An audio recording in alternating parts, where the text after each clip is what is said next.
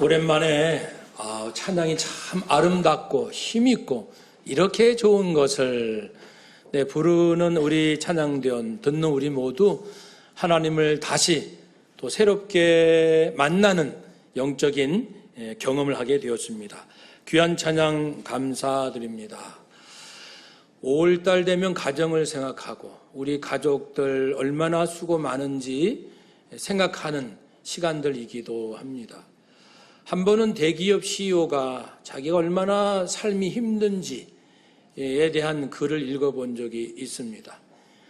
회사를 운영한다는 것이 국제 정치와 또 맞물려 있고 또 정권이 바뀔 때마다 어떻게 어느 정도 관계를 유지해야 될지 이것도 고민이고, 주변 나라 강대국의 경제 상황에 미치는 그런 영향도 생각해야 되고요.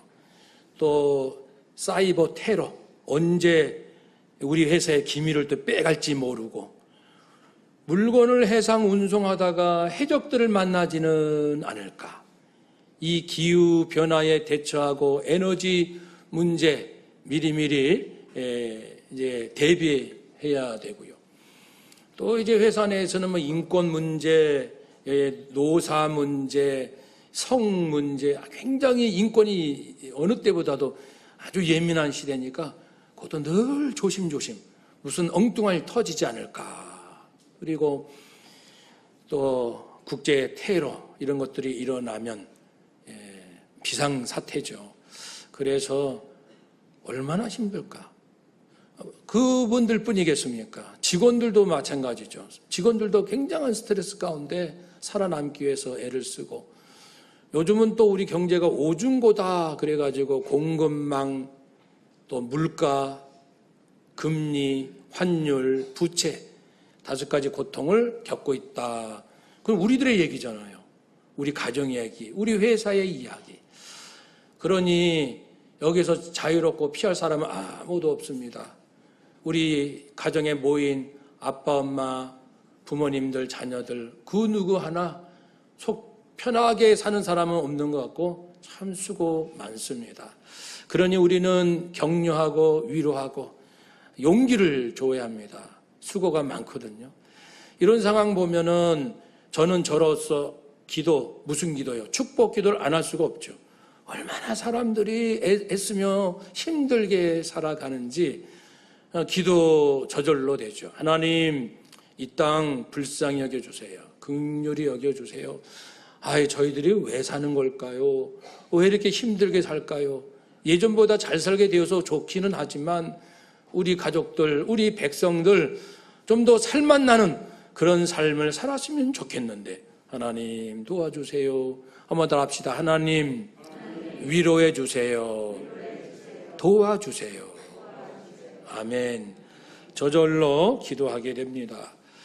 5월은 가정의 달, 그렇지만 오늘 주제는 교회예요. 교회는 또 다른 가정이잖아요. 믿음으로 만난 가족들, 신앙 공동체, 그렇습니다. 그래서 우리 교회가 다시금 한 가정이라는 개념에서 서로 예수님 잘 믿고 잘 살고 우리 모두 끝까지 믿음의 경주를 달려갈 수 있기를 또 가족으로서의 서로가 축복합니다. 그러면서 오늘 말씀을 통해서 우리 당산동 교회가 어떤 교회가 되면 좋을까, 그 영적인 힌트, 내게 주시는 음성을 듣고자 합니다. 한국 교회가 정말 할 일이 많거든요. 또 하나님께서 아직 우리를 버리지 아니하시고 귀 쓰신다는 여러 가지 그 징표들이 많이 있습니다. 북한에 선교할 마음에 준비할 그러한 목사님이나 평신도도 의외로 많고요. 또 일본의 선교에 대해서 하나님께 특명을 받아서 자기 생명을 걸고 일본 선교를 위해서 이렇게 결심한 분들도 이제 나타나고요. 우리 한국 성도님들, 목회자들 새롭게 계속 결단이 되어가는 분위기를 느껴봅니다. 교회가 중요합니다. 교회는 이 세상의 마지막 희망입니다. 사람들이 열심히 산다고 살지요. 나중에 아, 우리가 그렇게 찾았던 게 교회 안에 있었구나. 바로 그 주제가 되겠습니다. 먼저 데살로니가 교회의 상황을 살펴보겠습니다. 바울이요, 1차, 2차 선교 여행을 합니다. 그래서 그 수리아, 안디옥에서 출발해서 1차 때는 주로 이제 터키 지역, 오늘날 소아시아. 2차 때는 그리스, 그 당시는 마게도니아 아가야라는 큰 지명이 있죠. 그쪽을 중심으로 했습니다. 그래서 우리가 그 지금의 그리스 지역에 유명한 그 도시들이 있습니다. 그 위에서 아래로 순서대로 5개 정도가 나오는데 기억하면 좋을 것 같아요. 한번 따라합시다. 빌립보, 데살로니가, 베레아, 아테네죠. 고린도. 그렇습니다. 지금 이 사도 바울이요, 그 두 번째 빌립보 전도하고 두 번째 데살로니가에서 교회 개척했어요. 그리고 그곳에서 3주간 열심을 냈는데 그 율법주의자들, 유대주의자들이 극성을 부리며 모세 율법을 무시하는 듯한 이 바울의 말씀에 막 공격을 하는 거죠. 하도 시달려가지고 3주 정도에 이제 철수합니다. 그 팀이.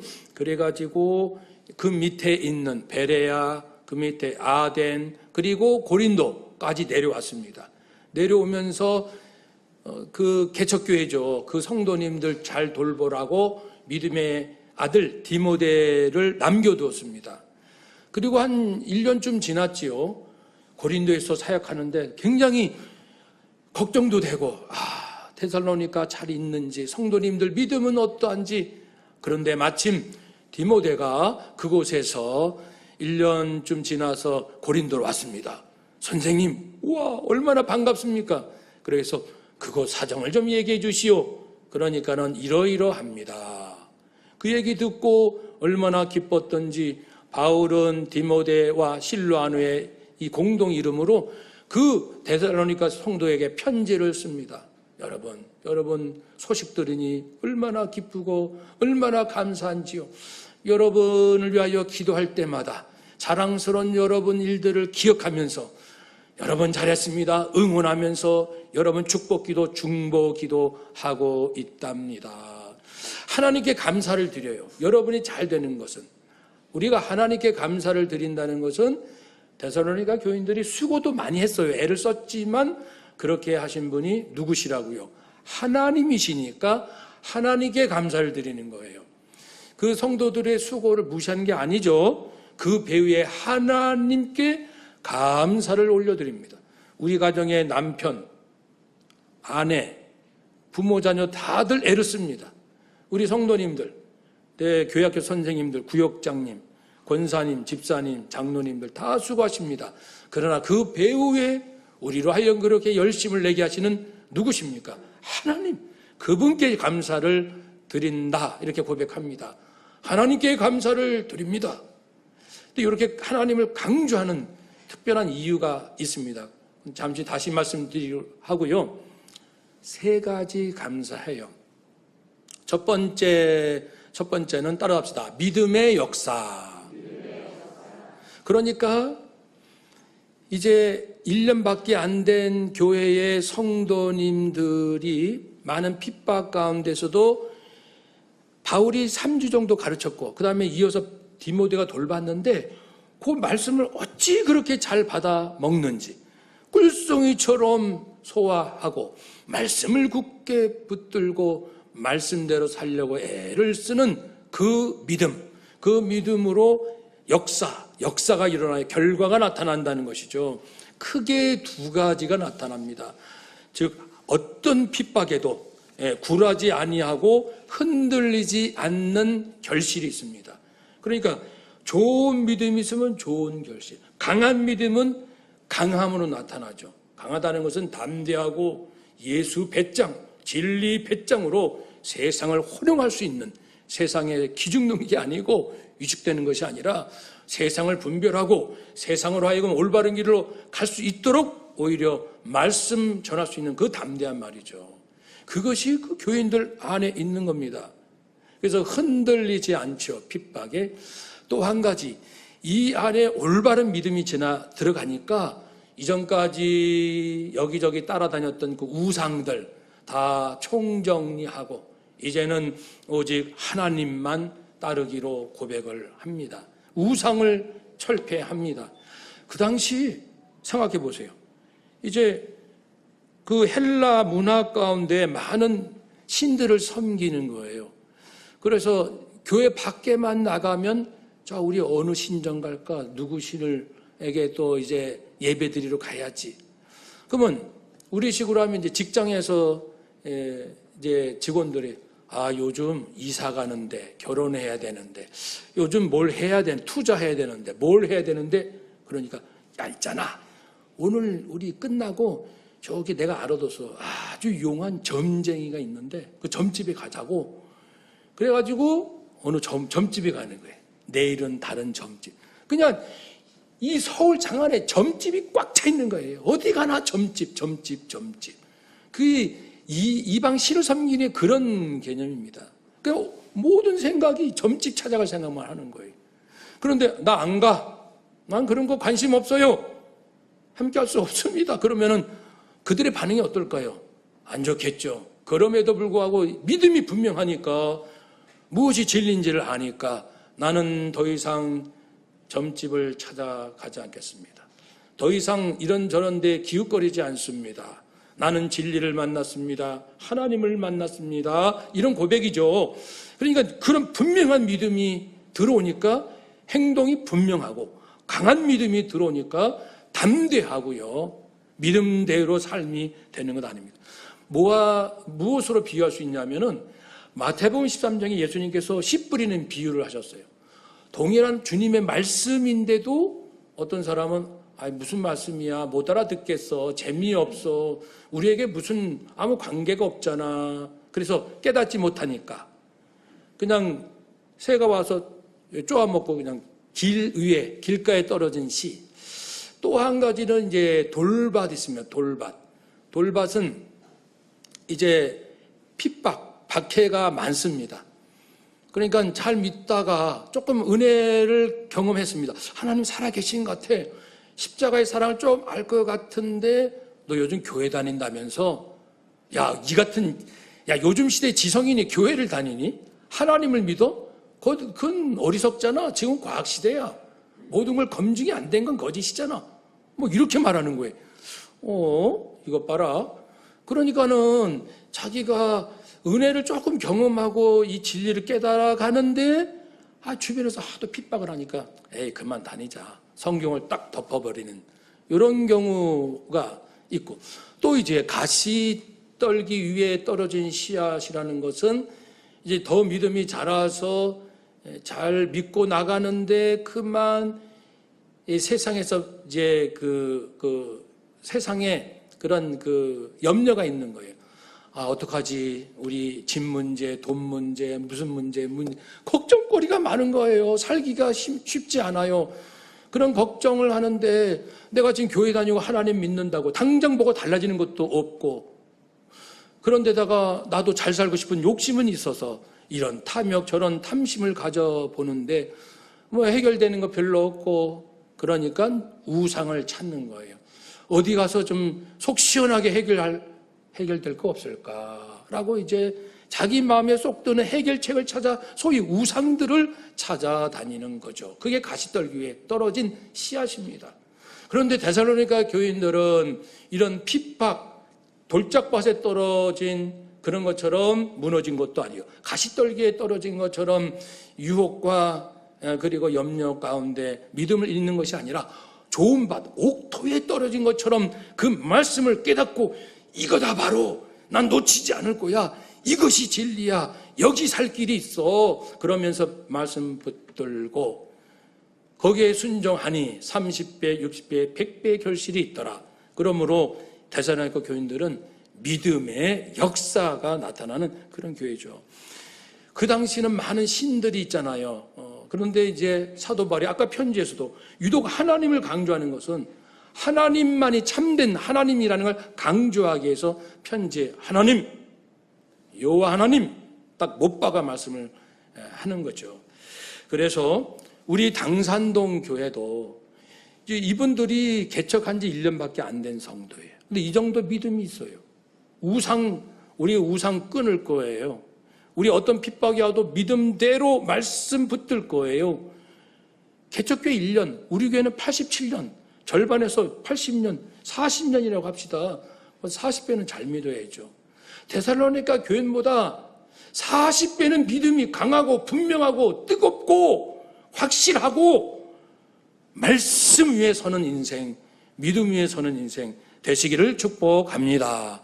그것이 우리가 가야 할, 우리가 세상에 빛이 되어야 할 중요한 이 요소가 되겠죠. 두 번째는 따라서 합시다. 사랑의 수고. 바울이 감사드리고 격려하는 이유는 교인들이 믿은 지 얼마 안 됐는데 그리스도의 십자가 사랑으로 서로 사랑한다는 거예요. 서로 사랑. 이 원어로 이 사랑은 필리아, 그러니까는 가족 사랑, 친구 사랑 아니에요. 우리가 서로 친하면은 어느 정도 주고받고 사랑한다 할 수 있잖아요. 그 정도도 아니고 에로스 사랑, 남녀 간의 그 육적인 사랑, 그것도 아니고 아가페 사랑. 아무 조건 없이 죄인들을 위하여 당신의 생명을 내어주신 예수 그리스도의 그 사랑을 경험하고 이런 사랑이 있구나. 이런 사랑으로 살아야겠다. 이런 사랑으로 살고 싶다. 이런 사랑으로 살지 않으면 험한 인생이지. 그러면서 십자가 사랑을 붙들고 서로 사랑하게 되었습니다. 여러분, 여기서 사랑으로 수고한다고 했는데 이 수고는 그냥 어느 적당히 한 수고가 아니고요. 원어로 하면 피곤할 정도로 노동하는 것이고 녹초가 될 정도로 고된 일을 하는 겁니다. 누구를 위하여? 성도 간에. 어느 집사님이 어려움 당했다. 그러면은 자기가 할 수 있는 한 녹초가 되도록 그 성도를 돕고 기도하고 협력하고 그렇게 하는 거예요. 서로가 서로. 그러니까 자발적으로 사랑에 사로잡혀서. 저는 좋아하는 표현이 사랑에 사로잡힌다는 표현이에요. 이 세상에 제일 재미없는 인생이 억지로 하는 거예요. 마지못해 하는 것, 눈치 보고 하는 것, 체면상 하는 것. 제일 재미없지 않아요? 기쁨으로 자발적으로 더 잘하고 싶은데, 더 드리고 싶은데, 더 헌신하고 싶은 그러한 뜨거운 마음으로 스스로 하면은 얼마나 보기에도 아름답고 많은 사람들이 그렇게 본받고 싶고 감동받고. 그런데 데살로니가 교인들이 그러니 우리는 몇 배는 더 잘해야 되죠? 40배는 더 자발적이고 이 순수한 사랑으로 해야 합니다. 그러니까 우리 성도님들 서로 그렇게 하고 계신가요? 권사님들, 집사님들 서로 그런 사랑으로 사랑하고 계십니까? 그렇지 않으면 나중에 후회할 겁니다. 내가 예수님 사랑을 알아놓고서도 왜 그 사랑으로 해보려고 그렇게 노력하지 않았던가? 나한테 잘해준 사람한테 하는 건 쉬워요. 저 사람이 나한테 잘해주네? 그럼 잘하죠, 나도. 그리고 내가 한 번 잘해주면 저 사람도 언젠가는 나한테 잘해줄 것 같아. 이러한 그 보상 심리로 또 할 수도 있겠죠. 그런데 나랑 아무런 관계도 없지만 그 사람의 필요가 있으면은 말씀드린 대로 내 뭘 바라지 않고 그냥 순전한 마음으로 도와드릴 수 있고, 아니 더 나가서는 아주 고약한 성도, 아주 우리를 힘들게 하는 성도가 있다고 합시다. 그런 성도, 하나님 어떻게 저런 분이 계셔요? 그러면 다른 분들의 간증을 들어보면 하나님 음성은 그거거든요. 네가 사랑해 줬으면 좋겠다, 그거거든요. 왜 이렇게 힘든 사람 옆에 붙여주세요? 네가 그 사람을 사랑해 줬으면 좋겠다. 네가 감당해 주었으면 좋겠다. 즉 감당할 수 있다는 거예요. 누군가는 품어줘야죠. 마음에 안 들다고 다 잘라버리면 다 흩어지고 아무도 없는 거죠. 흠이 없는 사람, 부족하지 않는 사람이 어디 있습니까? 그러니까 그럴 때 저분을 위하여 기도하라고 붙여주셨구나. 저분의 연약함을 내가 감당하라고 우리에게 함께해 주셨구나. 그것이 십자가 사랑이라는 것을 우리 데살로니가 교인들은 깨달았습니다. 우리 당산동 교회도 그런 사랑했으면 좋겠어요. 교회에서 안 하면 어디서 하나요? 직장에서 합니까? 아니죠. 직장은 진짜 칼 같지 않습니까? 마음에 안 들고 능력이 떨어지고 하면은 진짜 무서운 곳이 직장입니다. 교회는 이제 정말 그리스도의 사랑으로 모인 곳이니까 자꾸만 훈련을 해야 됩니다. 그러니까 성도님 훈련하라고 만나는 거예요. 혼자라도 예배 드릴 수 있죠, 집에서요. 그러나 우리가 만나는 이유는 만나면 열심히 일하고, 그러나 만나니까 부딪히고, 만나니까 서운하고, 만나니까 상처 주고받고, 그게 행복이죠. 그게 축복입니다. 상처 주지도 않고 받지도 않는 일이 있으면 성장이 안 되잖아요. 사도 바울이 얼마나 많은 상처가, 우리 예수님 얼마나 많이 이 고통을 당하셨습니까? 그러나 그런 것들을 통해서 우리는 더욱 성장해 갑니다. 그러니까 우리 사람들, 특히 성도님들 외면하지 마시고, 이렇게 가리지 마시고, 내 마음에 든다 안 든다 하지 마시고, 내가 품어야 할 분들이구나. 모든 성도님들 한번 따라합시다. 하나님, 모든 성도를 십자가 사랑으로 품게 하옵소서. 아멘. 우리가 이런 사랑을 해놔야 돼요. 교회에서 이런 훈련을 해야 돼요. 그래야 세상에서 지치고 힘든 세상 사람들이 나중에 소문 듣고 당산동 교회 가면 아주 아름다운 사랑이 있다더라 하고 온다니까요. 교회가 세상의 마지막 희망입니다. 세 번째는 따라서 합시다. 소망의 인내. 누구나 앞날 잘 준비하고 싶은데 한참을 몰라요. 우리는 몰라도 두렵지 않습니다. 하나님께서 역사의 주인이시니까요. 데살로니가 교인들이 뭘 소망했습니까? 예수 그리스도. 그리스도께서 다시 이 땅에 오시면 우리는 부활하고, 우리가 그동안 수고하고 눈물 짓고 애쓴 것들 하나님께서 인정해 주시고 우리를 영광스럽게 하신다는 그 사실을 믿기 때문에 우리 주님 언젠가는 오실 거야. 그러면 우리는 부활하지. 이런 주의 재림과 우리의 부활을 계속 기다리는 그런 소망이 있습니다. 그런 소망, 그 아래에 이제 직장 소망, 학교 소망, 가정 소망, 이런 소망이 있는 거죠. 이 궁극적 소망이 흔들려 버리면은, 왜냐면은 인간 안에서 만들어지는 이 희망과 이런 것들은 다 이루어지는 게 아니잖아요. 되는 일도 있고 안 되는 일도 있고. 그런데 우리가 바라는 궁극적인 그 소망은 반드시 이루어지는 거거든요. 그러니까 우리는 거기에 거기에 완전히 고정하고, 이건 흔들림이 없는 거니까. 뭐가요? 예수님은 다시 오신다. 우리는 부활한다라는 겁니다. 이 대전제하에 우리의 미래를 바라보고 우리의 장래를 꿈꾸는 거 아니겠습니까? 그러니까 이제 인내가 있는 거예요. 세상 사람들. 그러니까 앞으로 내가 열심히 5년 일하면 10년 후에는 이렇게 될 거야 라는 꿈을 가지고 희망 가운데 열심히 참는 사람하고, 궁극적으로 예수님은 재림하시고 나는 다시 부활한다, 다시는 썩거나 죽지 않는 그런 인생을 산다라는 확고한 소망이 있는 사람이 인내하는 거하고는 어떻습니까? 자기 꿈이 이루어질 걸 알고 고난을 참는 사람과 주의 재림과 나의 부활을 믿는 사람이 고난을 참는 이 인내하고는 한번 비교해 보세요. 어떨까요? 비교가 불가합니다. 상상할 수 없습니다. 그래서 2000년 동안 우리의 믿음의 선조들은 세상 사람들이 다 포기하고 다 지치는 그런 어려운 상황에서도 사랑하고 진리 붙들고 자기 자리 꼭 지키고 성실하고 진실하게 살아가지 않습니까? 인내, 그런 소망이 있기 때문이죠. 우리 당산동의 모든 성도님들, 우리 모두가 그런 소망이 분명했으면 좋겠습니다. 예수님은 다시 오십니다. 우리는 부활합니다. 그래서 이 세상이 아닌 새하늘과 새 땅에서 하나님이 약속하신 그러한 삶이 영원히 시작될 것입니다. 그래요. 말씀드린 것처럼 세상도 열심히 살잖아요. 누구나. 그런데 우리는 믿음이 있어요. 진리가 있습니다. 절대 진리가 있어요. 사람들이 무엇이 옳은지, 무엇이 참된 것인지, 어떻게 만물 우주가 창조되었는지, 지금은 이제 빅뱅이 최고지만, 빅뱅 이론이.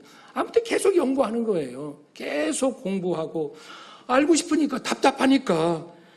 그리고 왜 이렇게 고통을 당하는지, 왜 살아야 하는지 세상 사람들도 다 질문을 하고 있어요. 근데 우리는 진리야 말씀 안에서 다 깨닫고 준비하고 이해하고 붙들고 있어요.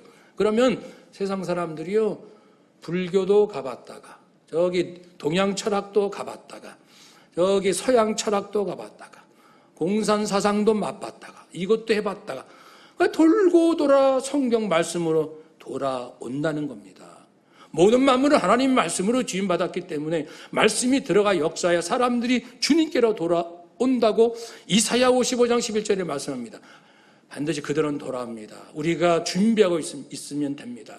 한번 더 합시다. 그들은 돌고 돌아옵니다. 아멘. 어디로 돌아옵니까? 성경 말씀으로 돌아옵니다. 그리고 사랑으로 돌아와. 십자가 사랑으로. 자기들도 다 사랑해요. 아, 우리 가족 참 행복해. 우리 친구 사이 좋지? 야, 우리 직장 분위기 좋아. 그러나 진짜 사랑은 교회 안에 있어요. 십자가 사랑이니까요. 저들도 세상 사람들도 사랑받고 사랑하고 싶은 아름다운 꿈을 꾸고 애를 쓰고 있지만은 때로 이제 사람에게 배신도 당하고 서운하고 그렇게 이렇게 돌고 돌다가 아하, 교회 안에 십자가 사랑이라는 게 있구나. 당산동의 성도들이 그런 순결한 사랑으로 사랑하는구나. 그래서 전혀 모르는 사람이 등록해가지고 교회 다니면 목사님도 뭔가 달라. 세상 사람하고. 장로님들도 다른 것 같아요. 성도님들이. 뭐예요? 순수한 사랑이 이 안에 있다는 걸 보게 되죠. 그들이 사랑 찾아서 돌고 돌아 마지막 결국은 십자가 사랑으로 돌아올 줄로 믿습니다. 우리가 말씀드린 궁극적인 그런 소망 가운데 먼 소망이죠. 그러나 주님이 언제 올지 몰라요.